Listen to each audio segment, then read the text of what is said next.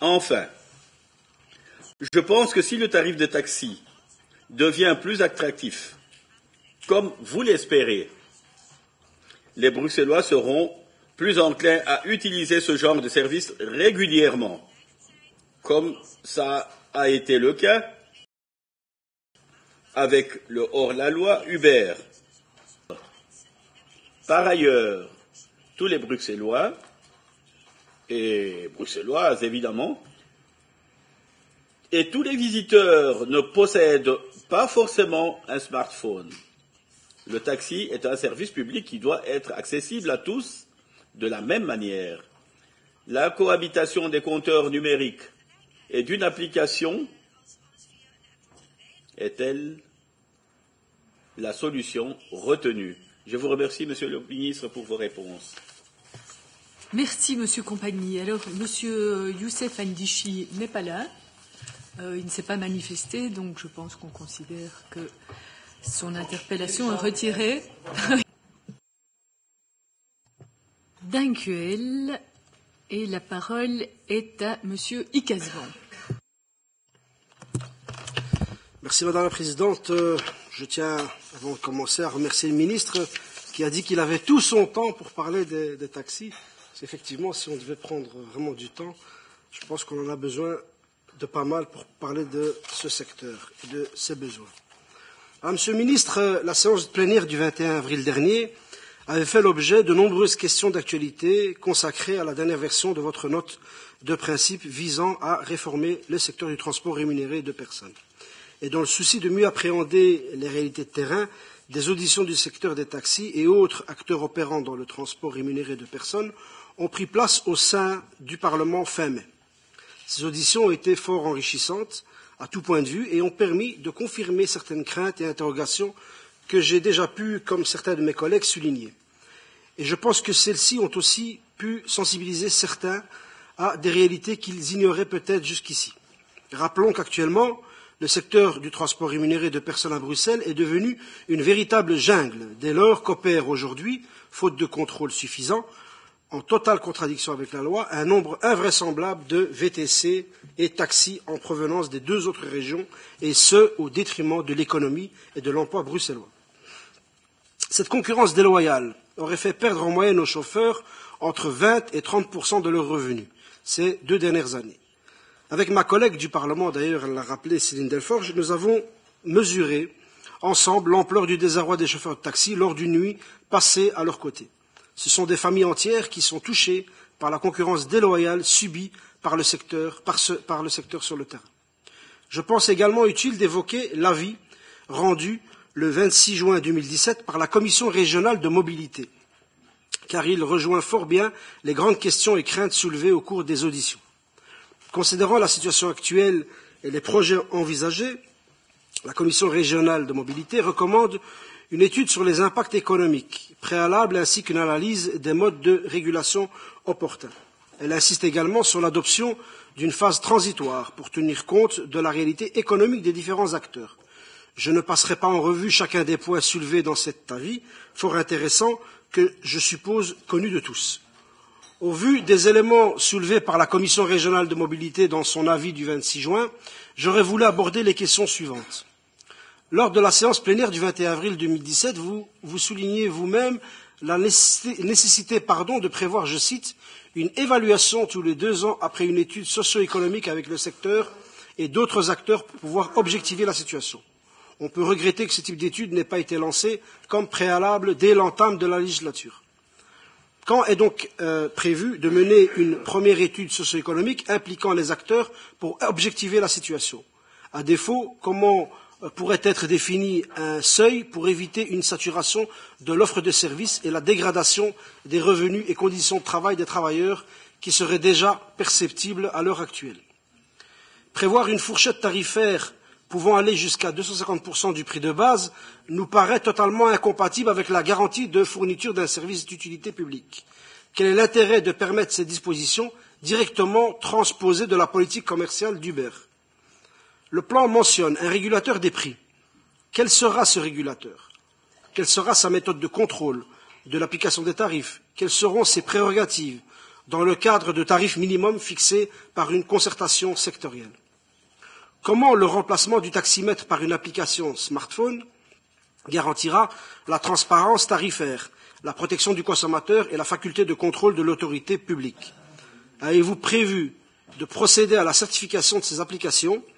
De la même manière, les plateformes et centraux seront-ils dès lors soumis à une forme d'agrément pouvant être retiré par l'autorité régionale en cas de non-respect de réglementations bruxelloises ou fédérales? Pourquoi avoir prévu que les utilisateurs ne puissent payer que par voie électronique? N'est-ce pas là une restriction disproportionnée de l'accès à un service public, un service d'utilité publique? A-t-on prévu une phase transitoire pour la mise en œuvre du plan, comme le préconise la Commission? C'est selon vous un point crucial sur lequel on ne vous a jamais entendu.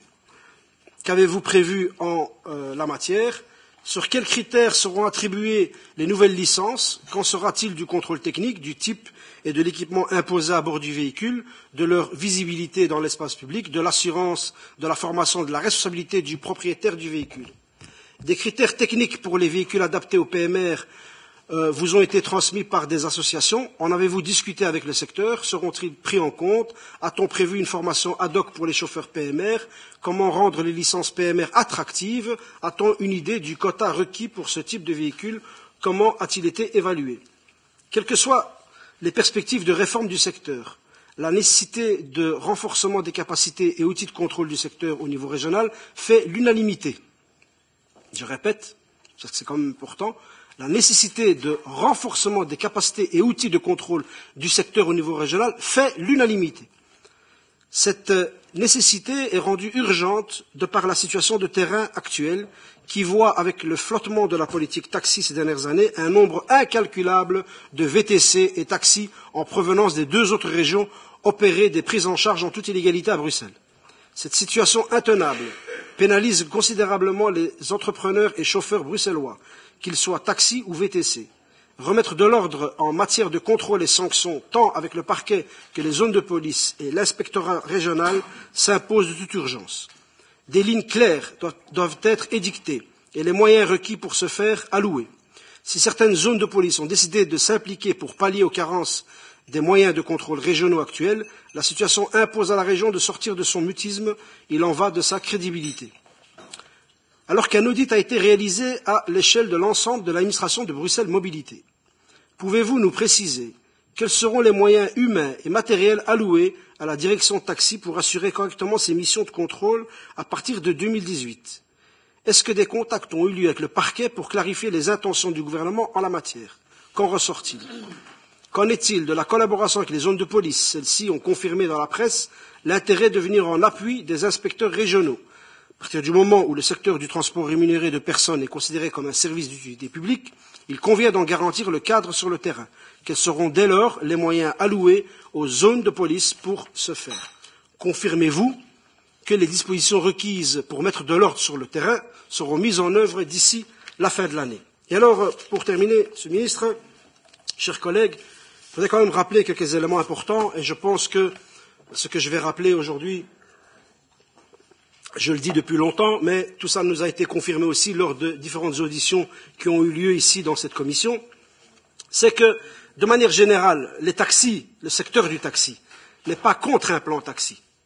Ils sont contre des éléments de ce plan taxi, de ce qu'il leur est présenté. Ce qui veut dire qu'ils sont demandeurs d'un plan, mais un plan juste, un plan concerté et qui leur permettra de sortir de la précarité et de cette concurrence déloyale et illégale qui est symbolisée, représentée aujourd'hui par Uber. Alors, Monsieur le Ministre, on a eu des auditions, on a entendu beaucoup de gens, on a entendu beaucoup de personnes, on a vraiment auditionné tous azimuts, et je tiens à saluer l'ancien président, quand même, voilà, on n'est pas toujours d'accord sur cette question-là, mais en tout cas, des auditions, il y en a eu. Moi, j'aurais voulu savoir, on parle beaucoup de concertation, et beaucoup d'acteurs ont parlé du manque de concertation, du trop peu de concertation, ou d'absence de concertation. J'aurais voulu savoir, Monsieur le Ministre, pourquoi est-ce que vous n'avez pas consigné les débats en comité consultatif dans des PV? Et où, éventuellement, peut-on consulter les arguments des uns et des autres sur le sujet? Parce que je pense qu'il est important pour les parlementaires, il est important pour cette commission, qu'on puisse entendre les arguments qui sont développés par les uns et les autres. Parce que j'entends très souvent dire que d'un côté on veut un plan, de l'autre on s'oppose au plan, alors que j'entends très souvent dans le secteur taxi qu'on fait des propositions, qu'on vient avec des arguments, qu'on vient avec des explications, ce qui dénote complètement par rapport à ce qu'on fait croire des taxis. Et puis, par rapport à la modernisation, aussi couper les ailes à un canard. Je pense que le secteur taxi n'est pas contre une sorte de modernisation. La preuve, c'est que je pense qu'il n'y a pas si longtemps que ça, c'est un Bruxellois qui a créé l'application Taxi Too Cher. Une application quand même qui permet de commander son taxi, qui permet même de le partager. Pourquoi est-ce qu'on n'en parle pas suffisamment, alors que la seule modernisation que je vois dans l'opérateur Uber, c'est le nouvel esclavagisme des temps modernes par rapport à des gens qu'on fait travailler n'importe quand, n'importe comment et pour pas grand-chose.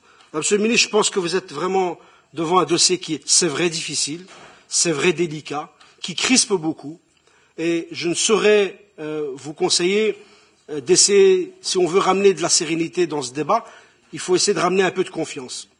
Et pour ramener un peu de confiance, il faut que l'autorité régionale assume aussi ses obligations, ses devoirs. Et quand je parlais des contrôles, et j'insistais beaucoup sur ces contrôles, je pense qu'on ne peut pas être crédible si l'autorité régionale laisse se développer, laisse se propager une concurrence illégale et déloyale. C'est une obligation et en aucun cas, ça doit être une espèce de condition préalable ou condition sine qua non à l'acceptation d'un plan qui est considéré actuellement par le secteur comme un plan qui présente en tout cas beaucoup de difficultés. Voilà, Madame la Présidente, je vous remercie. Merci de m'avoir attendu. Monsieur le Ministre, chers collègues, intervenant en dernier orateur, je ne vais bien évidemment pas revenir sur tout ce qui a été dit et j'attendrai donc, je serai attentif aux réponses du ministre. L'une ou l'autre observation et question néanmoins, beaucoup de choses ont été dites avec des angles de vue, des perspectives différentes. Cette commission est en quelque sorte un miroir des attentes divergentes des différents acteurs du secteur des taxis bruxellois, ou plutôt du secteur élargi des taxis bruxellois.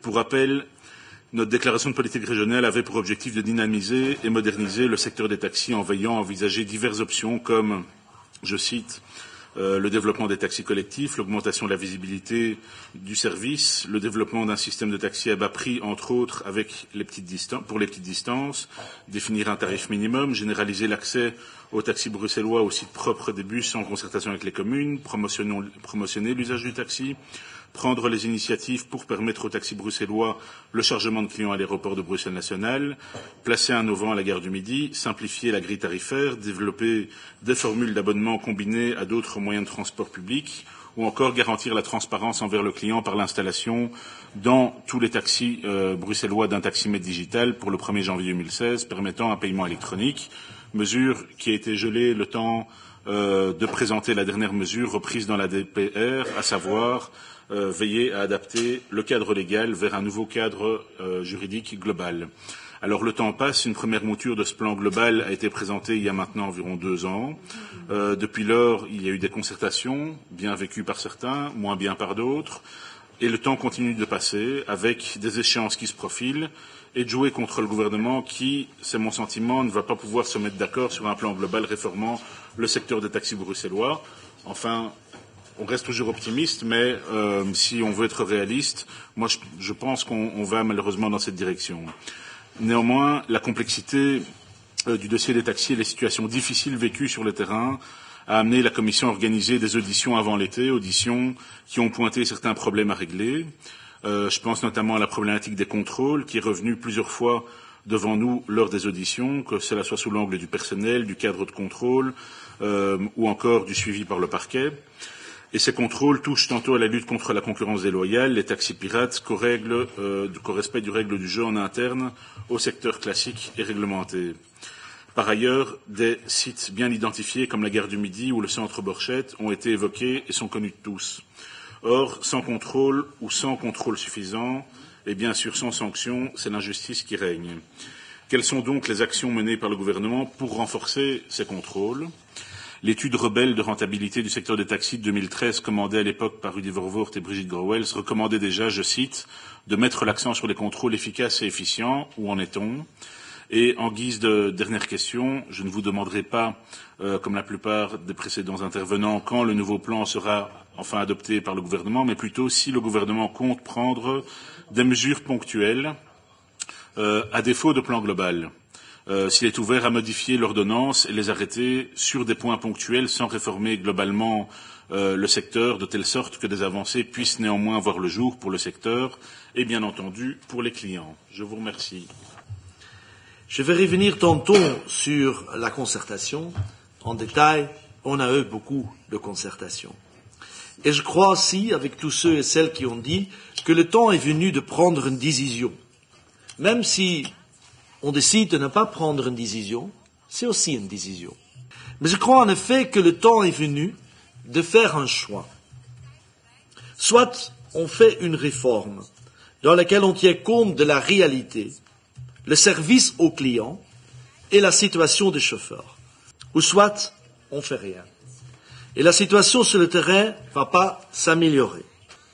Mais aussi que UberX, Carazap, Ubeco, chauffeurs privés vont continuer d'être présents à Bruxelles et vont même élargir leur activité, soit avec des licences flamands ou wallons, ou même bruxellois. Alors, c'est ma conviction, si on ne fait rien, c'est la meilleure façon d'aller vers une libéralisation non contrôlée de ce secteur. J'étais encore la semaine passée à Dublin pour le travail, et j'ai parlé avec le secteur taxi là-bas, avec les Irlandais, et c'est ça qu'eux ont dit aussi, puisque là, ils ont libéralisé. Et là, ils ont regretté qu'ils n'ont pas accepté une modernisation graduelle. Et le résultat de ce refus était une libéralisation sauvage, presque. Et c'est ça le choix aujourd'hui. Et je répète, j'espère que le gouvernement va prendre prochainement une décision. De toute façon, le poids, M. Dielez, est de nouveau à l'ordre du jour du gouvernement. Et c'est au gouvernement de trancher. Soit le gouvernement prend la décision, et je veux rappeler que tous les plans que j'ai présentés publiquement au secteur taxi étaient toujours approuvés par le gouvernement complet. Et je concertais beaucoup, j'ai même eu beaucoup de patience, hein, ça on peut dire aussi, mais je crois en effet que le moment aujourd'hui de faire un choix. Et comme je vais le dire, même si le gouvernement ne décide rien, on ne trouve pas un accord entre eux, il y a une décision qui est prise. C'est-à-dire que UberX va continuer de fonctionner à Bruxelles sous ces termes aujourd'hui, que Ubeco, car privé, Carazap, faut être présent à Bruxelles, et le secteur taxi va connaître des difficultés. Ça va être la réalité juridique et réelle sur le terrain, sans toutes les mesures accompagnantes que nous avons présentées. C'est un choix. Moi, je préfère le plan taxi, il va de soi, qui est à mon avis équilibré, et je vous explique. La concertation. Le gouvernement a en effet, en février 2015, adopté la première version du plan taxi. Ce plan est venu après 70 réunions, groupes de travail, contacts qui sont organisés par moi au début de la législature. Je veux quand même rappeler une fois que j'ai invité tous les chauffeurs de taxi pour un dialogue ouvert, mais que certains employeurs ont voulu éviter que je les rencontre et parlais directement avec des chauffeurs de taxi. Ensuite, on a eu des réunions avec le comité de consultation, ce n'est pas un comité de décision, c'est un comité de consultation, avec des sessions de 2 à 3 heures, que moi-même a présidé. C'est vrai que le plus grand problème pour eux était le plan 2 et 3 de ce plan, c'est-à-dire la réforme du secteur limousine et la partie peer-to-peer. Évidemment, on a bien écouté et bien lu leur communiqué aussi. Et on a demandé une concurrence honnête, une concurrence égale. Les syndicats, les employeurs, et les exploitants, et ils ont dit, on n'est pas contre la concurrence, mais sous des conditions égales. Ils ont même écrit ça. On n'est pas contre Uber, ils ont même dit, mais il doit jouer sous les mêmes conditions. Et comme je vais de le dire, on a bien écouté, et on a pris le temps pour écrire une deuxième version du plan. Il y avait du temps et énergie qui était faire des autres choses aussi. Les tunnels, les attaques, ma maladie. Et aujourd'hui, on a de nouveau un problème. Quand le plan taxi est là, il y a toujours, quand on met le plan taxi sur le gouvernement, il y a toujours quelque chose qui passe à Bruxelles. Ça, c'est pour la petite, oui, un peu petite histoire comme ça. Mais, comme je vais le dire, le temps est venu maintenant de décider politiquement. Et c'est vrai que dans le gouvernement, il n'y avait pas une évidence de trouver un compromis. Mais, le gouvernement a quand même décidé en avril de cette année une deuxième version du plan taxi après écoutez tout le monde, le secteur en sent large. Et ensuite, on a recommencé une concertation très difficile avec le secteur. Malheureusement, il y a toujours quelqu'un qui se veut intelligent, entre guillemets. Et le week-end du 15 avril, au moment que moi j'étais en congé, mon collaborateur d'ailleurs aussi, a laissé fuiter le plan, évidemment, où tout le monde est déjà sur son cheval pour, comment on dit ça en français, hein, pour aller contre un plan qu'ils n'avaient pas encore connu. C'est un. Deuxièmement, on a organisé en 19 avril 2017 un premier comité consultatif où j'ai proposé le plan. J'ai proposé à ce moment-là, la même semaine et la semaine suivante, de continuer la concertation. Mais le Front commun a demandé de se revoir le 2 mai, puisqu'il voulait le temps d'analyser le document et de rédiger des questions. Sur le comité de concertation du 3 mai, il y avait une petite délégation du Front commun présent, avec une nouvelle question pour reporter. Que le 15 mai 2017, un mois plus tard alors, j'ai reçu une lettre avec une note complémentaire, avec des questions du Front commun de taxi. Le 24 mai 2017, on a organisé un nouvel comité de concertation, mais de nouveau le Front commun a demandé de reporter la réunion. Que le 30 mai 2017, c'est-à-dire 6 semaines après la présentation du plan, on a eu la vraie première réunion.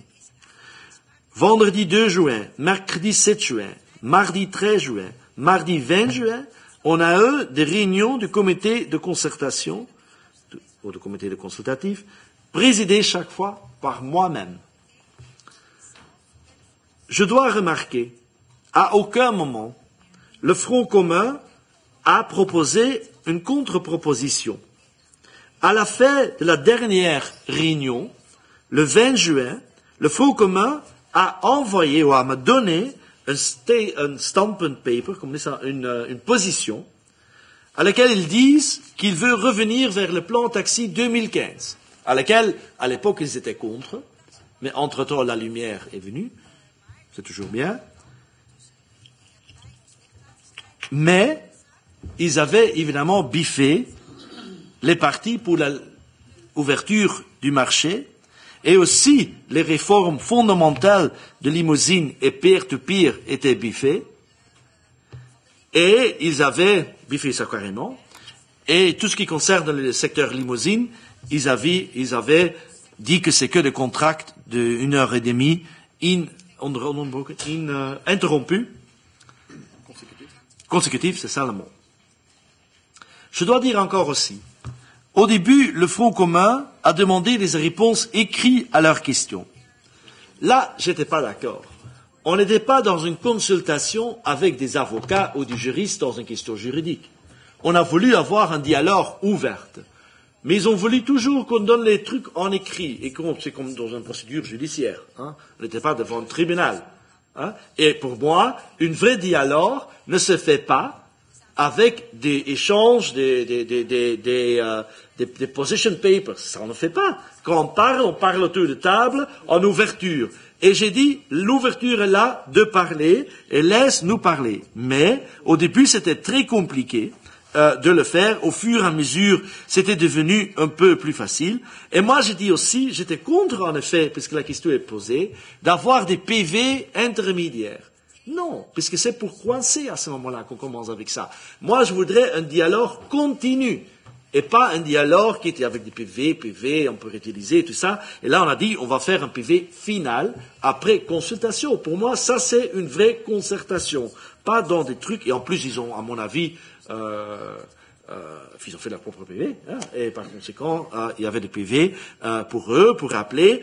Mais pour moi, quand on dialogue vraiment, quand le dialogue en cours, on dialogue, et à la fin, on fait un PV global, on fait une proposition commune, mais on n'est pas arrivé à ça.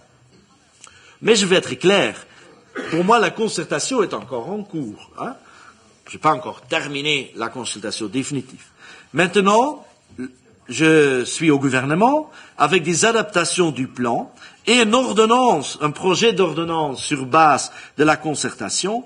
Et évidemment, on va de nouveau vers le comité consultatif quand le gouvernement a approuvé ça. Pendant l'été, mes collaborateurs, moi-même, on a travaillé, on a écouté de nouveau, on a encore peaufiné puisqu'on est ouvert au dialogue. On a toujours dit le plan n'est pas de prendre ou de laisser. Il y a une ouverture de vraiment parler. On veut écouter, on veut avancer en ouverture, mais c'était très compliqué puisque c'était toujours, non, on veut pas Uber, on veut plus Uber, hein, c'est toujours comme ça, oui, mais à ce moment-là, c'est quand même un peu dialogue compliqué. Mais je dois quand même dire que le comité de consultative est en réalité surtout un comité des exploitants qui font partie de FEBET et qui ont alors, par conséquent, pas une représentation de tout le secteur. Ils représentent une partie du secteur. À côté de tout ça, tout le monde qui a contacté mon cabinet, on a les reçus, on a donné des réponses à leurs questions. On a vu en effet Uber aussi, chauffeurs privés et Carasap, et eux trouvent que la réforme ne va pas assez loin. Eux veulent plus du numerus clausus et veulent une place pour tous leurs chauffeurs dans le nouveau système. Je dois aussi spécifier qu'à côté du comité consultatif, il y a des groupes de chauffeurs qui sont spontanés, se grouper, et qui sont venus chez nous avec leurs questions et leurs inquiétudes. Il y a même certains d'entre eux qui ont rédigé des plans concrets pour la création des structures coopératives et qui ont demandé l'aide de la région. Je dois dire aussi que moi, comme vous le savez, je prends beaucoup le vélo, je vais beaucoup à pied, et à ce moment-là, je rencontre beaucoup de chauffeurs de taxi qui ne m'agressent pas. Hein. Ils sont très gentils. Enfin, laisse dire, 95% d'entre eux sont très gentils. Plein de chauffeurs ont expliqué leur intérêt dedans. Ils ont bien compris que le fruit de leur travail peut dorénavant aller à eux-mêmes. Et le 29 mai 2017, le plan est aussi expliqué à la commission mobilité de la région bruxelloise, qui a donné un avis positif, et aussi le comité d'utilisateurs taxi le 14 juin, où les réactions sur le plan étaient aussi assez positives.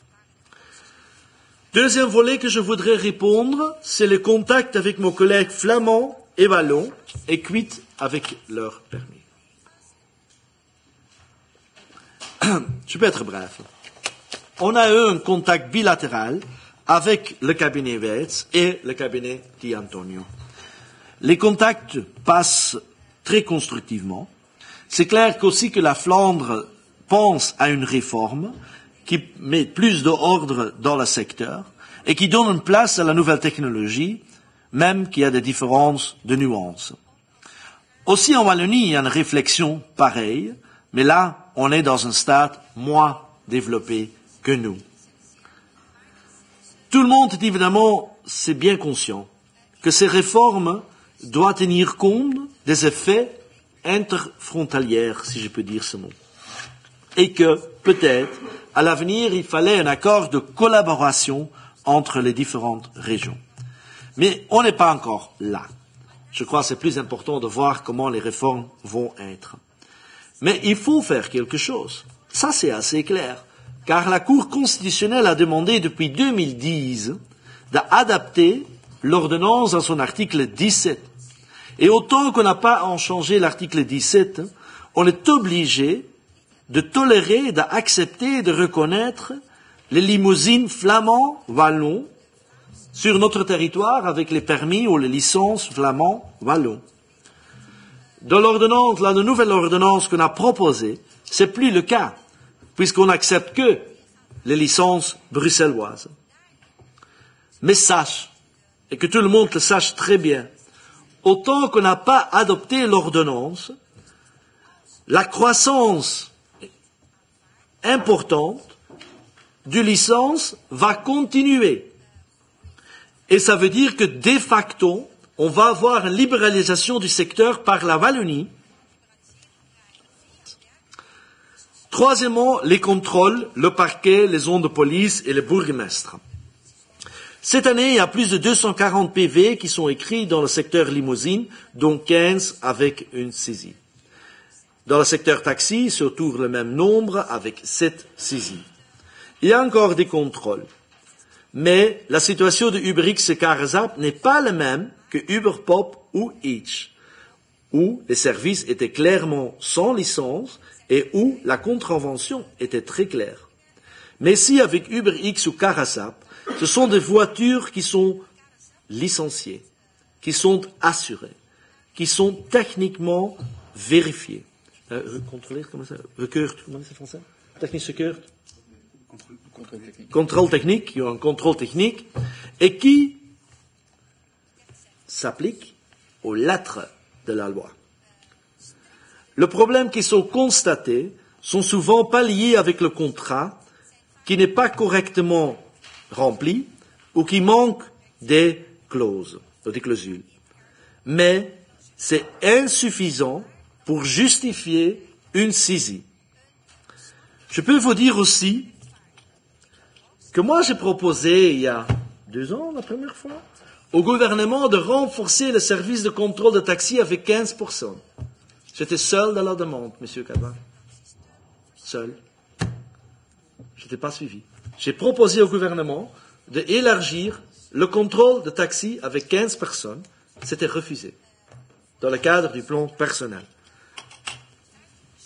L'initiative du bourgmestre Kier et Kloos, en première vue, ou à première instance, on peut être évidemment pour. C'est important, et on a toujours dit que la police doit contrôler aussi. D'ailleurs, avec la zone de police de Bruxelles-Midi, on travaillait déjà bien ensemble. Et le team de contrôle compte 7 personnes. On cherche maintenant un nouvel coordinateur dans le cadre des réformes de Bruxelles Mobilité, et j'espère qu'on peut aussi engager de nouveaux contrôleurs dans le courant de l'année prochaine. Et, par conséquent, chaque aide des zones de police est alors la bienvenue. Mais les contrôles doivent être uniformes et d'une manière juridique correcte. Il faut faire attention, puisque c'est des limites. Puisque on sait très bien comment les contrôles sont arrivés. Et la police a, cet été, de ces 2 zones, si j'ai bien compris, à la demande du pouvoir public, politique, déjà un peu limite aussi, contrôlé des secteurs taxis, aucun problème, mais ils ont saisi 40 licences par voiture et ils sont renvoyés vers les administrations bruxelloises, flamandes et wallonnes. Et un juge en référé a ordonné l'arrêt de ces pratiques pour raison d'illégalité et qui ont clairement dit qu'il y avait 3 cas où on peut saisir une licence. 1, pas d'assurance. 2, pas de contrôle technique. 3, licence est périmée. Alors, tous les exploitants ont reçu de nouveau leur licence qui était illégalement saisie. Et les contrôles, entre-temps, de cette façon, sont arrêtés et momentanément, la direction du taxi, ensemble avec Bruxelles Prévention et Sécurité, travaille sur une formation et un paquet d'informations sur les contrôles de taxi pour les zones de police. On avait réorganisé une réunion avec tout le monde, puisque comme je viens de dire, je suis pour des contrôles par la police, mais pas seulement des Uber, aussi des taxis classiques, tout le monde, sinon il y a discrimination dans les contrôles. Il faut faire très attention dans les choses comme ça. C'est pour tout le secteur qu'il faut contrôler à ce moment-là. Et c'est ça, dans cette direction, qu'on travaille maintenant ensemble.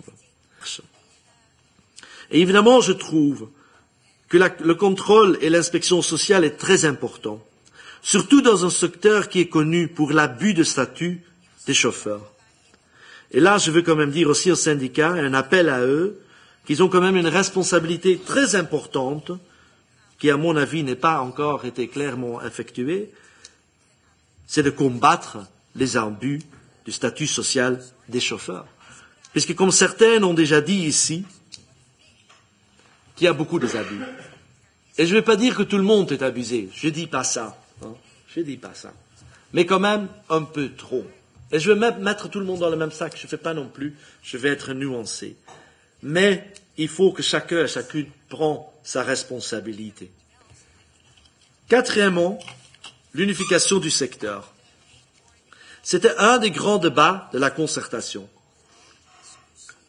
Je vous rappelle que dans le plan, on a décidé, ou proposé plutôt, de fusionner les deux secteurs en donnant à chacun et chacune les mêmes règles sur le plan des voitures, tarifs, assurances, accès à la profession, licence, pour éviter de cette façon qu'il n'y a plus une concurrence entre deux systèmes parallèles.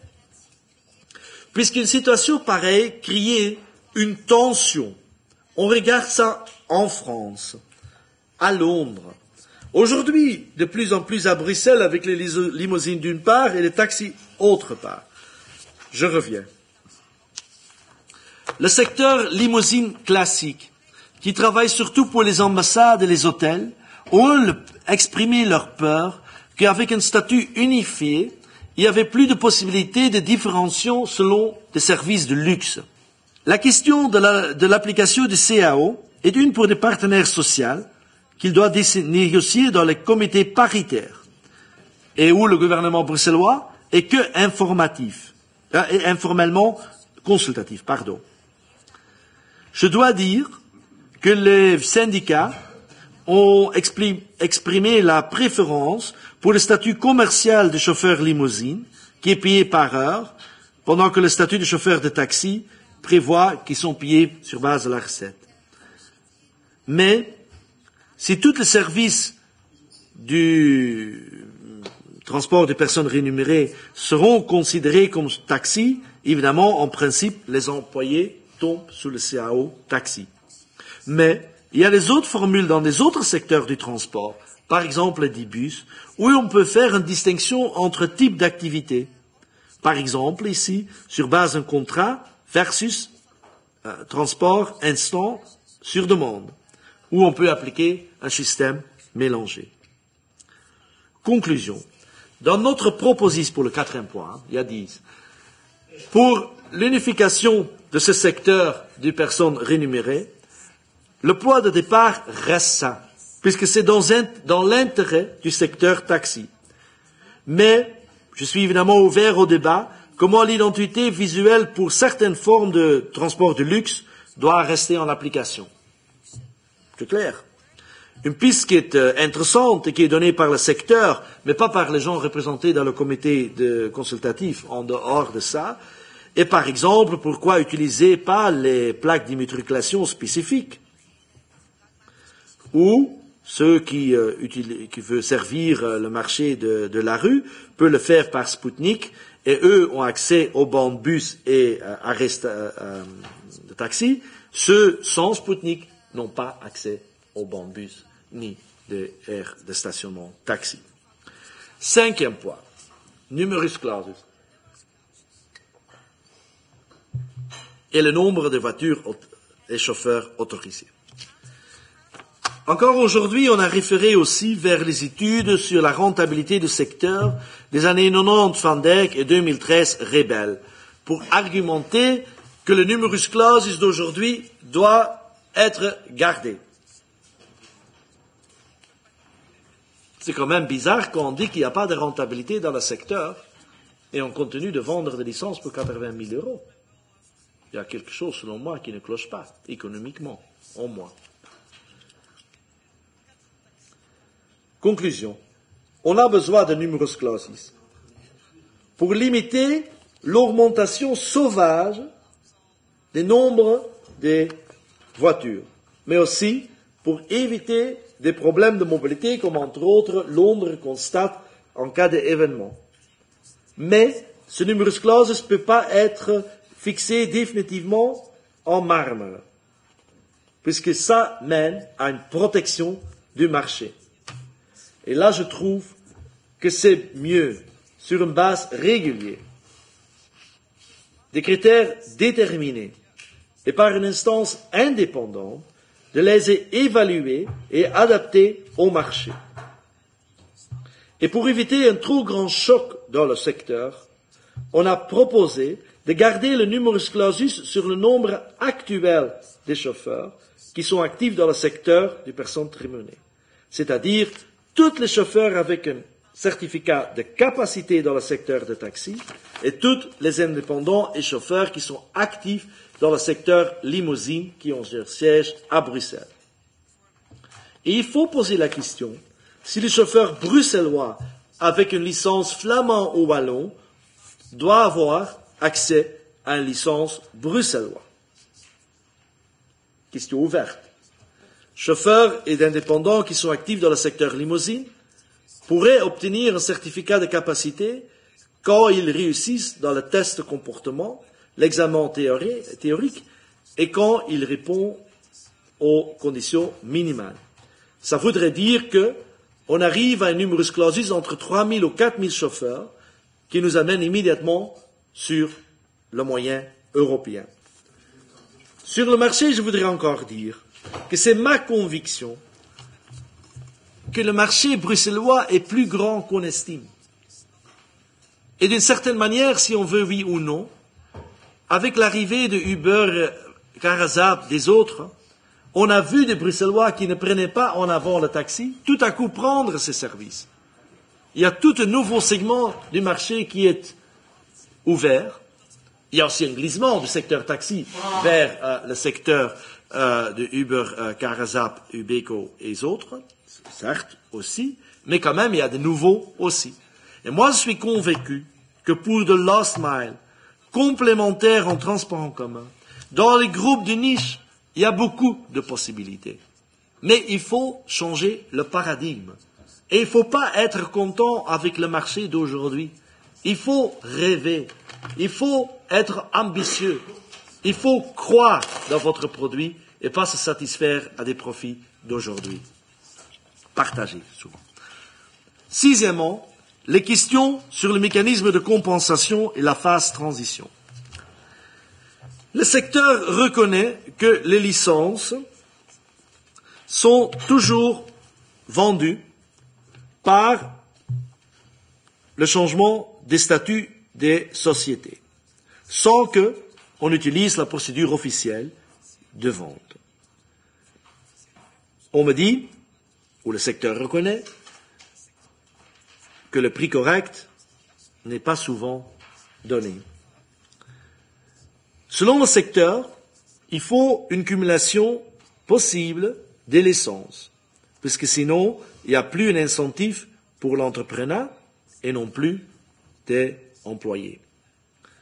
Le secteur dit que c'est comme chez les pharmaciens, la raison d'être de l'entreprise de taxi. Le secteur dit qu'en individualisant les licences, et par conséquent les plus accumulées, par conséquent l'existence même des grandes entreprises de taxi est devenue impossible, ou serait impossible. Et par conséquent, la fin du salariat. Eux raisonnent, si la licence n'est plus chez l'exploitant, mais chez le chauffeur, que le chauffeur est dans une position trop forte vis-à-vis des exploitants de taxi, avec tous les risques d'investissement qui ça comporte. Eux estiment que les chauffeurs vont jouer leur exploitant contre l'autre pour obtenir les meilleures conditions de travail. Ou, dans la pratique, qu'il y a un système légalisé de forfait location où les chauffeurs louent des voitures des exploitants. Ils ont dit eux aussi que le système de forfait location est souvent demandé par des chauffeurs et exploitants et par conséquent, puisqu'il n'y a pas de chauffeurs, pas assez de chauffeurs, ils sont obligés d'entrer dans ce système. En fait, le secteur classique de taxi exploitant a des remarques sérieuses avec une coopérative. Eux estiment que c'est un modèle non fonctionnel quand il y a des pertes. S'estime aussi de solidarité entre les chauffeurs, à laquelle les exploitants actuels des taxis ne croient pas. Concernant le mécanisme de compensation, il demande la clarté sur le montant, d'où vont venir les moyens et les modalités. Les indépendants ont formulé la question de faire en sorte que l'activité peut être continuée sans qu'ils soient forcés de vendre leur licence. En cas de maladie, par exemple. Mais, puisque la nature de licence change, eux demandent une exception à cette règle ou une compensation à la fin de leur carrière. Moi, je constate que le fait qu'on vend encore des licences sans utilisation de procédures officielles montre que la règle actuelle de l'ordonnance n'atteint pas son objectif. Seule la personnalisation des licences, c'est-à-dire les licences sur nom d'une personne physique, peut mettre fin à ça. Ça ne veut pas dire qu'un exploitant doit fermer son entreprise, non. Mais ça va éviter la vente sans publicité. La proposition du plan pour individualiser la licence, c'est s'inspirer sur la nécessité de renforcer la position du chauffeur et le rendre moins dépendant d'un exploitant. Comme j'ai déjà dit une fois au Parlement, ça c'est quand même très marxiste dans la proposition. C'est presque Marx avant la lettre. Puisqu'on sait qu'aujourd'hui, il y a quand même des abus et aussi qu'on vide le statut d'employé. Encore une fois, je ne veux pas mettre tous les exploitants dans le même sac. Ce n'est pas le cas. Et encore une fois, je veux clairement dire que je crois dans l'entrepreneuriat dans ce secteur et le salariat aussi, quand ceux qui le veulent le choisissent. Mais je veux terminer avec un mécanisme économique qui est à la limite un peu pervers, puisqu'il n'y a pas de valeur ajoutée. Et c'est clair aussi aujourd'hui que les syndicats ne sont pas capables de jouer leur rôle dans la protection du statut d'employé selon la manière que le secteur est organisé aujourd'hui. Voilà. C'est la raison pour laquelle j'ai présenté au gouvernement encore des propositions que je ne vais pas encore entrer en détail aujourd'hui. Septièmement, les plateformes.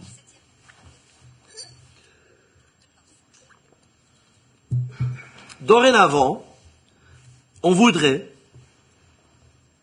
réglementer ces Transport Network Companies, ça c'est une nouvelle terminologie en anglais, Transport Network Companies, il doit être réglementé et répondre à certaines conditions pour être actif à Bruxelles. Il s'agit ici des règles de transparence, avoir un siège en Belgique, garder un registre de tous les chauffeurs, voitures et revenus, chiffres et data qui doivent être mis à disposition aux services d'inspection fédérale et régionale. Et pour éviter qu'il y ait des situations de monopole, il y a des règles de non-exclusivité et les plateformes doivent toujours clairement communiquer sur les coûts qu'ils demandent et les tarifs qu'ils utilisent. Et pour un changement, ils ont toujours besoin de l'accord du chauffeur. De nouveau, un renforcement de la position du chauffeur. En plus, on a prévu une plateforme régionale qui est accessible pour chaque chauffeur, Comme ça, elle n'est pas obligée de rouler pour une plateforme privée et une plateforme par défaut. Et si les plateformes ne répondent pas à ces conditions, on prévoit des sanctions très lourdes, des amendes, mais aussi retirer leur licence, et par conséquent, ils ne peuvent plus être opérationnels à Bruxelles, et en plus, ils vont être supprimés du Apple Shop et du Google Play Shop. Pour ça, ils font un changement d'ordonnance, c'est ça que les deux m'ont répondu. Aujourd'hui, à Bruxelles, on n'a pas une réglementation des plateformes. Et les centrales téléphoniques classiques, mais aussi les plateformes que Carasap, Uber et X et Beko, ils échappent au contrôle. Ce que nous proposons finalement, c'est qu'on règle les plateformes avec des règles minimales.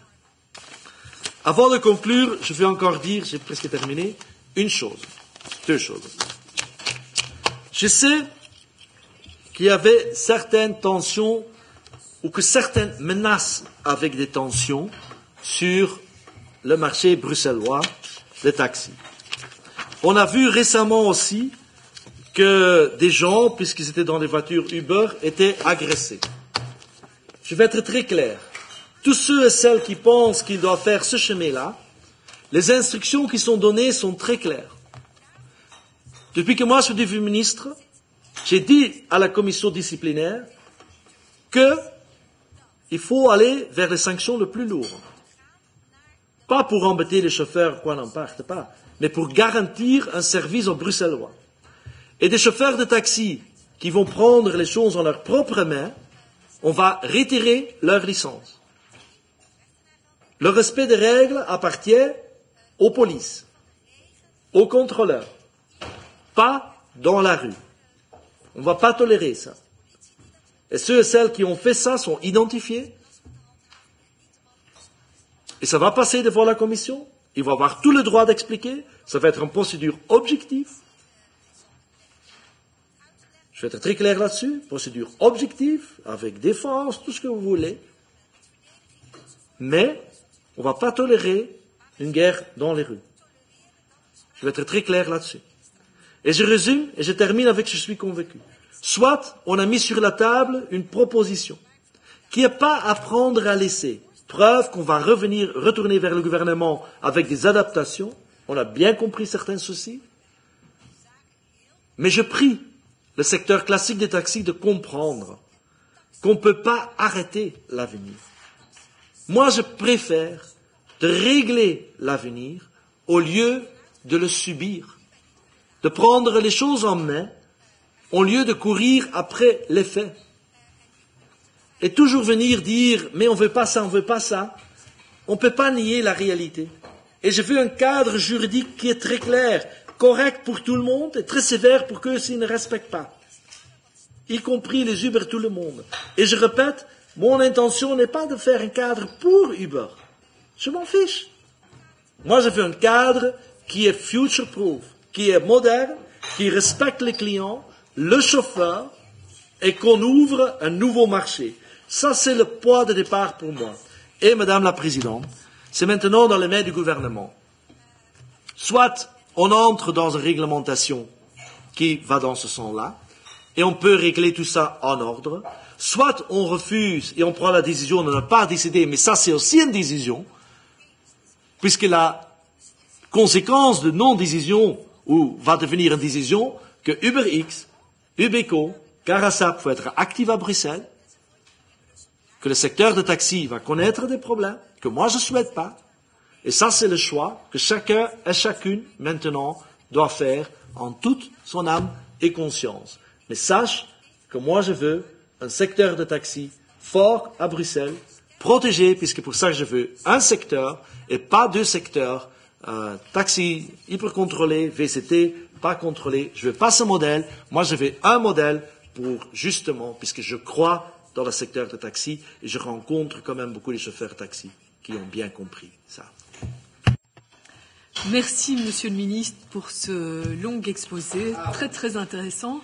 Et alors je vais tout de suite donner la parole à Monsieur Boris Diliès. Merci Madame la Présidente. Bien Monsieur le Ministre, écoutez, moi je vous ai écouté attentivement. C'est un exposé très très complet et que j'ai trouvé extrêmement structuré et m'est souvent arrivé de dire à la fin de vos interventions que j'estimais ne pas avoir de réponse à beaucoup de mes questions.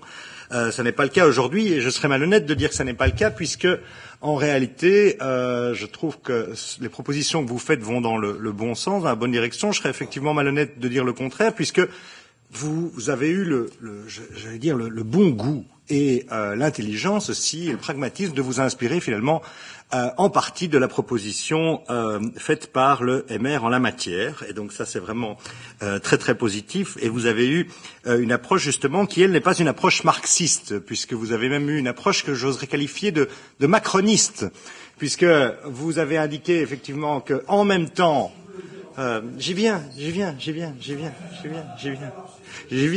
Donc non, clairement plus macroniste que marxiste, puisque en même temps, vis-à-vis du secteur des taxis, eh bien, vous comprenez bien effectivement la vision humaine qu'il faut avoir vis-à-vis du secteur des taxis, mais en même temps une vision réaliste vis-à-vis du secteur des taxis, et en même temps une vision qui ne soit pas naïve vis-à-vis des nouveaux entrants, mais qui ne soit pas non plus dans l'immobilisme. Nous imaginons effectivement qu'une espèce de conservatisme marxiste, on a du mal à s'y retrouver, serait la bonne direction. Donc vous avez pris là une direction que je qualifierais de social-démocrate et qui me semble de bon ton. Alors évidemment, je vous l'ai dit, le mouvement réformateur continuera à être pragmatique par rapport à ce dossier. Je crois que c'est nécessaire et dans l'intérêt des Bruxellois que de ne pas rester effectivement bloqués sur le curseur de l'ordonnance taxi qui date des années 90. Donc, pour ma part, je suis effectivement, avec ce que vous avez indiqué, je suis plutôt plein d'espoir. J'espère simplement effectivement que vous serez suivis au sein du gouvernement. J'espère effectivement que ce n'est pas l'aile marxiste, si je puis dire, de la majorité qui l'emportera, mais l'aile pragmatique dans l'intérêt de tous les Bruxellois. Merci. Madame Delforge. Merci Madame la Présidente. Et puis, ce qu'on en est au jeu des comparaisons, moi j'avais l'impression plutôt qu'on était entre une social-démocratie non modernisée, sauce Blair, et un discours thatchérien à la Tina, il n'y a pas le choix, on va y aller, c'est comme ça. Et on n'est pas là pour changer le cours des choses, on est là pour au mieux l'accompagner. Et je crois que si on peut rejoindre Monsieur Diliès, qui a parfaitement raison, et aller vers le macronisme, dont on voit ce qu'il fait du droit du travail et des travailleurs. Donc franchement, là je crois que finalement il y a un certain consensus, Monsieur le Ministre, aussi bien du côté gauche que droite de l'auditoire. Vous êtes clairement à droite sur ce coup-là et vous n'êtes clairement pas dans le respect ou dans la protection des travailleurs. Alors, je vous ai écouté et j'avoue que si... Alors, Monsieur le Ministre, on va y venir, puisque vous voulez, on peut y aller tout de suite. Eh bien, alors, vous allez aussi m'apprendre, parce que, justement, face à ce que vous proposez, et je vais m'expliquer plus avant pourquoi je dis ça, vous parlez des exploitants, les exploitants. Moi, j'écoute. Vous savez qui protège les travailleurs, qui représente les travailleurs dans ce pays? Ce sont les syndicats.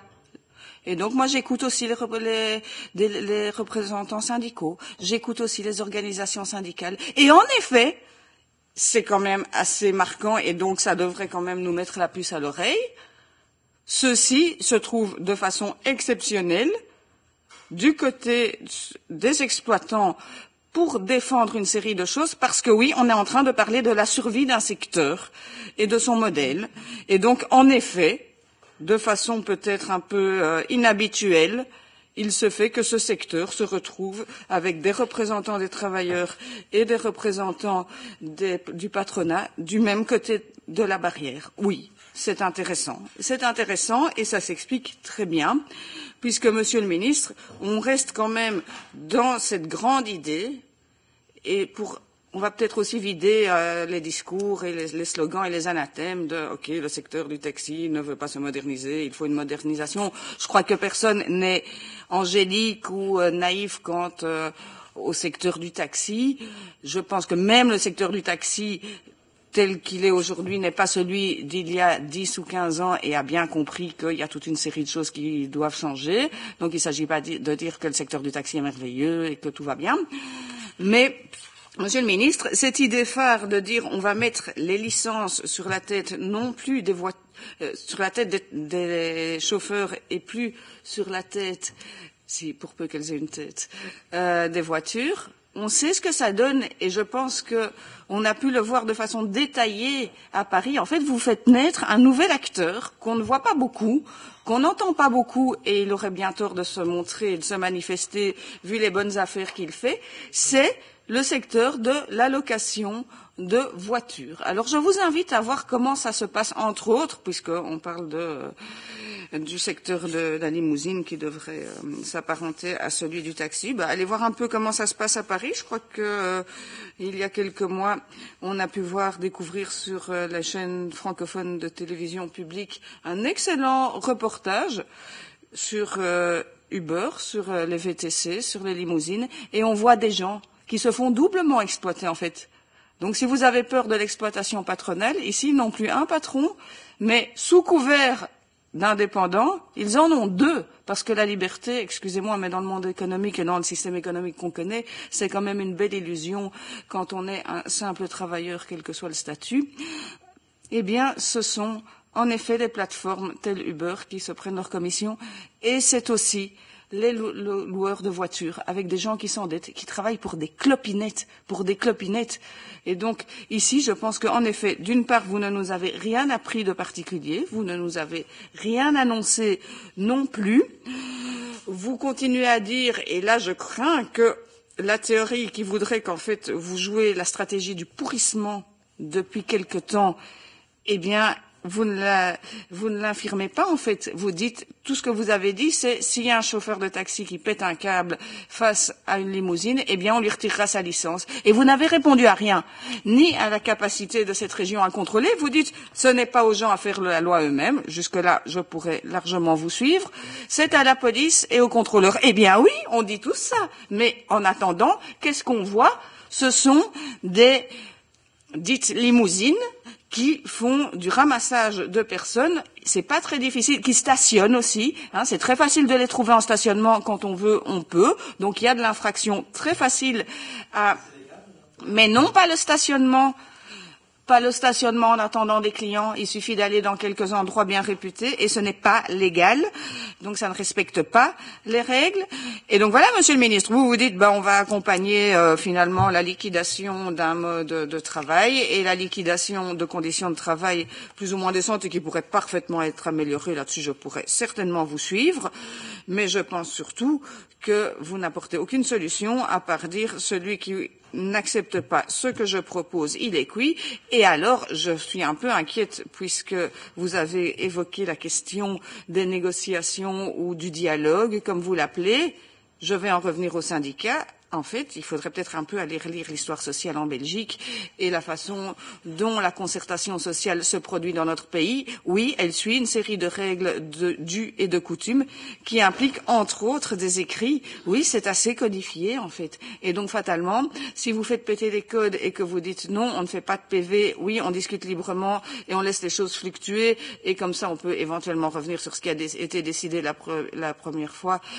Ça n'est pas une façon de travailler, ça n'est pas une façon de négocier, Monsieur le Ministre. Et donc, vous ne devez pas après vous plaindre que les gens ne sont pas contents puisque vous les faites travailler sur du sable ou sur des choses totalement incertaines sur lesquelles on peut sans arrêt revenir. Donc voilà, moi j'apprends que vous n'avez toujours pas d'accord au sein du gouvernement. J'apprends que vous continuez la stratégie du pourrissement en attendant, je ne sais pas, une manifestation qui rendra le secteur taxi impopulaire ou on verra bien, mais ce que je retiens aussi, c'est qu'il n'y a toujours pas de mise en œuvre du respect de législation en vigueur. Si ce n'est pas le cas aujourd'hui, je ne vois pas pourquoi ce serait le cas demain et je ne suis pas sûre que vous êtes en train de vendre des lendemains bien souhaitables. Merci Madame Delforge. Monsieur Compagnie. Oui, merci Madame la Présidente. Il est vrai que notre ex-président nous a laissé entre Marx et Macron, africain d'origine, j'ai très peu d'appréciation pour ce que Macron peut prétendre. Bon, oui, oui, c'est pas grave, mais je peux expliquer. Oui, Macron, il déconne à fond quand il parle d'Afrique, il se prend pour Macron. Je dis notre ex-président nous a laissé entre Marx et Macron. Parce qu'il a parlé de Marx, il a parlé de Macron. Mais les problèmes sont... Bon, dans ce que j'ai entendu, monsieur le ministre, j'ai l'impression qu'à partir de maintenant, on peut se dire la décision est prise. Qu'il faudra... Oui, oui, quand même, vous avez lu un long chapitre, je pense qu'il a été d'abord traité avec vos collègues et tout ça.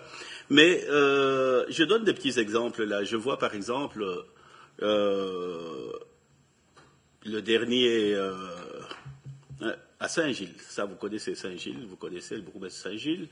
Bon, il a décidé que dernièrement, il a décidé qu'il ne veut plus voir, il veut plus voir des rassemblements. Pour se faire des prix de taxi qui vraiment sont hors concurrence, pour amener les gens à Paris, amener les gens à choses, ça vous le savez. Donc de 6h du matin à 23h, il ne veut pas voir ces rassemblements. Mais qu'est-ce qui va se passer? Ces gens que j'ai l'impression que la région n'arrive pas à imposer quelque chose à tous ces gens, d'ailleurs j'ai l'impression que les gens s'en foutent.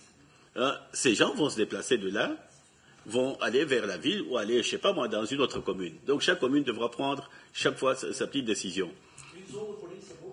Oui. Bon, mais le problème c'est que, comme le disait Madame Delforge, c'est une réalité, il suffit de se pointer à certains endroits. Moi, je vous dis sincèrement, j'ai toujours défendu la cause des taximens, mais je n'avais jamais pensé que la pollution avait atteint ce niveau. La pollution des histoires de Hubert et les autres. Moi, j'avais jamais pensé qu'ils avaient été un tel... Je sais qu'un jour, notre collègue Icasban, Madame Delforge, ont fait un petit tour. Bon, j'aurais pu être des leurs, ils nous ont peut-être zappés, mais... Non, trop tard. Bon, mais la réalité est flagrante. On n'a même pas besoin d'entrer dans un taxi avec les taximens de métier pour aller voir des endroits où les autres opèrent. C'est devenu même naturel. Il y a des endroits où ces gaillards arrivent. Moi, au départ, je vais vous dire, monsieur le ministre, je ne savais même pas, il y a longtemps que j'ai fait du taxi, mais les fameuses plaques avec TLX là, mais moi je ne savais même pas. Je me disais, quelle belle limousine passe ici. Et puis brusquement, je réalise qu'il y en a 1, 2, 3, 4 à certains endroits, 5, qui prennent les gens discrètement, cachés quelque part, et puis ils s'en vont. Mais quand je vous entends dire ce que vous dites aujourd'hui ici, je me dis, donc la décision est prise. Que faire encore? Donc on attend les textes et j'espère que ce que vous nous dites ici sera compréhensible pour ceux qui font ce métier-là, le taximen, mais moi j'ai l'impression que c'est du lourd que vous nous faites manger là. Monsieur Icasban. Merci Madame la Présidente. Dommage que votre prédécesseur est parti, parce qu'il parlait se trouver entre Marx et Macron. En tout cas, ça a l'air de plaire au MR et à la NVA. En tout cas, ça ne plaît pas aux progressistes pragmatiques que je suis, qui a l'habitude de se méfier. Comment? Le PP, oui. Qui se méfie, mais je pouvais rajouter un qualificatif, qui se méfie en général du vernis et des belles paillettes, et qui se méfie toujours de ce qui se cache derrière. Alors, Monsieur le Ministre, je ne vous cache pas que certaines de vos réponses m'ont dérangé. Vous avez répondu à beaucoup de choses. Il y a des réponses qui n'en sont pas vraiment, mais bon, on vous connaît un petit peu. Mais néanmoins, voilà, il y a pas mal de vos réponses qui m'ont dérangé. Vous dites que vous avez été à Dublin, mais je pense que vous auriez dû faire aussi un tour à Londres ou en Californie, qui interdit complètement Uber. Alors je voudrais quand même rappeler une certaine vérité. Vous avez dit tout à l'heure, en résumé, en fait, où on adopte le plan, ou c'est le chaos demain. En résumé, Mais moi j'ai envie de dire que le chaos, il est déjà là, et le chaos, il a été installé. Vous avez dit tout à l'heure, il faut mesurer la conséquence de nos décisions et de nos non-décisions.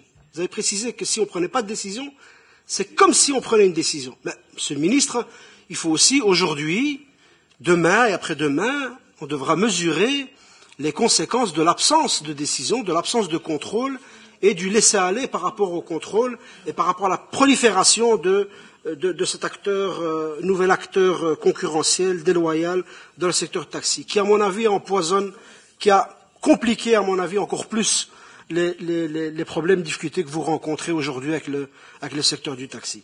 Et je parle évidemment de toutes ces plaques VTC, wallonnes et flamandes, qui sont utilisées comme des véritables chevals de Troie. Et quand je vous entends dire tout à l'heure, UberX va continuer, ça me fait un petit peu peur, et je me demande même si ce n'est pas un appel du pied que vous lancez au syndicat qui avait porté plainte à l'auditoire du travail contre Uberpop. Tout ça est tombé à l'eau, mais ils devront peut-être le faire également pour UberX. Alors, vous savez, la concertation, c'est aussi la confiance. Et je pense que quand j'ai demandé des PV, c'est parce qu'à un moment donné, quand on discute et quand on se concerte, vous n'êtes pas en train de babeler avec des copains. D'ailleurs, vous le dites vous-même. On entend bien que c'est pas vos copains. Vous babelez pas avec des copains à bâton rompu sur un plan taxi. On discute de l'avenir d'un secteur, de l'avenir et de la survie même d'un secteur. Je pense qu'à un moment donné, si on veut discuter sérieusement, il faut des PV. D'ailleurs, ces PV sont quand même prévus par l'ordonnance régionale. Alors j'entends que c'est difficile de discuter avec eux. Oui, je vous le dis moi-même, je sais très bien que le secteur est difficile. Mais je pense que réduire la discussion que vous avez cité la FEBET tout à l'heure, la concertation avec la simple FEBET, vous savez, je pense que quand on dénigre des partenaires avec qui on discute, je pense que ce n'est pas ni constructif, ni respectueux, et ça ne fait pas avancer les problèmes.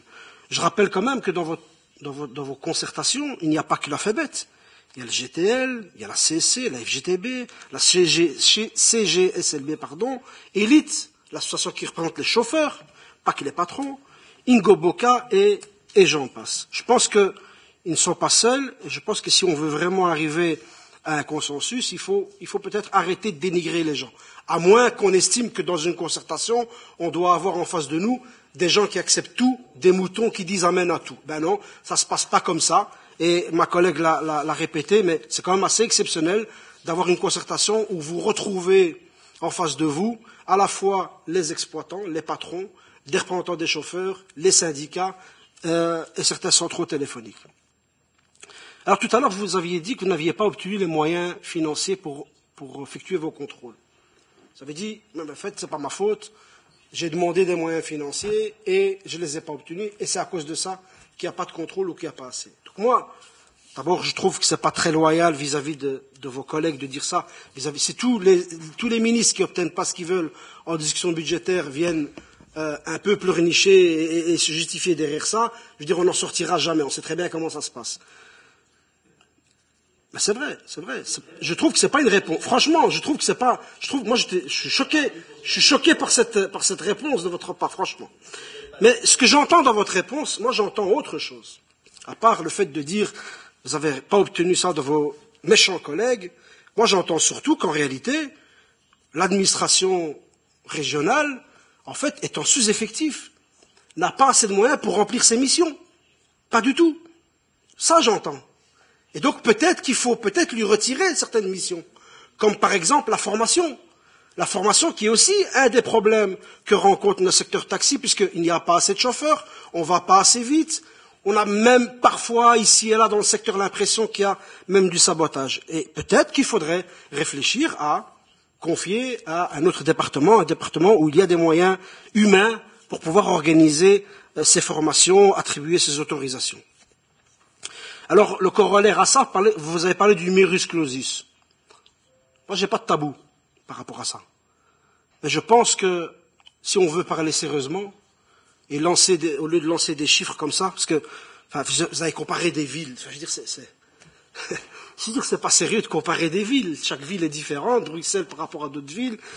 Je pense qu'avant de vouloir ouvrir un numerus clausus, il faut d'abord essayer de faire rouler les taxis qui restent dans les écuries, qui sont immobilisés parce que manque de chauffeurs, parce que le service régional n'est pas assez efficace, ne fait pas assez bien son travail, ou parce que vous n'avez pas obtenu les moyens pour pouvoir le faire fonctionner mieux, Monsieur le Ministre. Donc là, je reviens là-dessus. Je pense que c'est un élément sur lequel on pourra revenir. Vous avez parlé tout à l'heure de la session, de la commission des sessions. Donc l'ordonnance, la loi a été votée ici en 2014. Et à ma connaissance, la première réunion de cette commission a eu lieu en septembre 2016. Septembre 2016. Je trouve que tirer des conclusions, c'est aller un petit peu trop vite. Ça allait un petit peu trop vite. Alors, Monsieur le Ministre, je vais quand même rester positif, même si vos réponses m'ont inquiété. En ce qui me concerne, il est hors de question de servir la soupe à Uber. Et je ne dis pas ça parce que je suis marxiste, mais je dis ça parce que je suis pragmatique et réaliste. Vous avez parlé tout à l'heure, c'est ce qui est fou dans votre réponse, vous avez parlé de l'exploitation des chauffeurs. Les chauffeurs sont exploités. Puis vous sortez cette idée géniale d'attribuer une licence aux chauffeurs. Vous savez, moi aussi je discute avec beaucoup de chauffeurs. Et pas à vélo. Moi je rentre dans les taxis. Je les prends. Non mais vous avez dit à vélo, je rencontre les taxis. Je sais pas comment vous faites. Moi je prends le taxi beaucoup. Ouais, peut-être à certains carrefours. Moi je prends le taxi beaucoup. Et vous savez ce que me disent les chauffeurs, de manière générale. Les chauffeurs ils me disent, nous ce qu'on veut, c'est un salaire décent, un salaire digne et un salaire garanti. C'est surtout ça qu'ils veulent. Les débats sur ces licences, je pense que c'est un faux débat. C'est un leurre. Si on veut vraiment faire quelque chose pour les chauffeurs, il faut leur donner des conditions de travail idéales, un salaire décent. Et il faut aussi peut-être aider ceux qui les emploient, ceux qui leur donnent de vrais contrats, ceux qui leur donnent des contrats à temps plein. Parce qu'il y en a beaucoup. Je rappelle quand même que le secteur est quand même pourvoyeur d'emplois à ce niveau-là. Et aujourd'hui, moi j'ai l'impression que ce plan... Vous avez dit tout à l'heure une phrase, je vais reprendre le PV parce que votre phrase elle est choquante. Je ne l'ai plus vraiment en tête, donc je ne vais pas essayer d'inventer, mais je vais la reprendre. C'est-à-dire, en fait, voilà, demain, les chauffeurs, ils auront le choix, quoi. Ils peuvent être des salariés, des employés ou des indépendants. Vous appelez ça un choix, Monsieur le Ministre? C'est pas un choix. On les envoie dans la gueule d'Uber. Et Uber, c'est l'esclavagisme moderne. C'est l'exploitation à outrance. Il n'y a qu'à voir, il n'y a qu'à demander, il n'y a qu'à s'interroger. On en tirera peut-être les conclusions dans quelques temps. Je le disais tout à l'heure, Monsieur le Ministre, je suis un pragmatique. Vous avez dit que la concertation était en cours, que la concertation n'était pas terminée. Eh bien, puisque vous semblez attirer notre attention vous concluez, sur le fait... Monsieur Oui, je Casban. conclue là-dessus, tout à fait. Vous avez bien vu. Puisque vous dites que... Je pense que vous n'avez pas tout à fait tort quand vous le dites, mais venant de vous, ça ressemble un peu à du chantage, donc c'est pour ça que c'est un peu dérangeant. S'il n'y a pas de plan, si on n'adopte pas de plan, on va avoir des difficultés. Le secteur va vivre des difficultés. Et je le disais tout à l'heure, dans mon interpellation, le secteur est demandeur d'un plan. Ils n'ont jamais dit qu'ils ne voulaient pas un plan. D'ailleurs, ils vous ont fait des propositions, et des propositions sur la table. Je pense que, Monsieur le Ministre, si vraiment vous préoccupez du secteur de taxi, si vraiment vous préoccupez de l'avenir, eh bien, même s'il n'y a pas d'accord sur tout, eh bien, il faudra peut-être accepter d'avancer sur un plan sans les éléments qui fâchent et sans les éléments qui posent problème aujourd'hui. Si vous voulez vraiment l'intérêt du secteur, voilà vers quoi il faudra peut-être aller demain. Bon, merci. Merci, Monsieur Casban. Monsieur Lowenstein, vous concluez. Merci. Alors, je vais être bref. De toute façon, j'ai qu'une minute, moi, donc...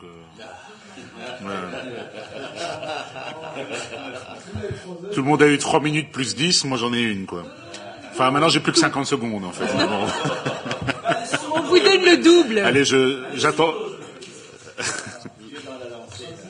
Allez, bon, je ne vais pas ici faire d'analyse géopolitique sur ce dossier, ni me faire l'avocat de l'une ou l'autre partie. Les problèmes ont été posés, développés, redéveloppés, on a eu des auditions. Je pense qu'on a une idée claire des intérêts de chacun, et c'est important d'en tenir compte, bien évidemment, dans la décision finale. J'ai 2 questions concrètes. La première, donc vous avez dit que lors du gouvernement de jeudi, il y aurait une décision sur le sujet. Ma question, c'est de savoir si la décision se fait sur un plan global ou sur le principe d'aller toujours vers un plan global. Ça, c'est ma première question. Et la deuxième question, c'était de savoir si la décision du gouvernement est de ne pas aller vers ce plan global. Est-ce qu'il prévoit, c'est ce que j'avais posé dans mon intervention de départ, éventuellement une modification de l'ordonnance ou des arrêtés sur des éléments ponctuels, sans toutefois toucher à la philosophie globale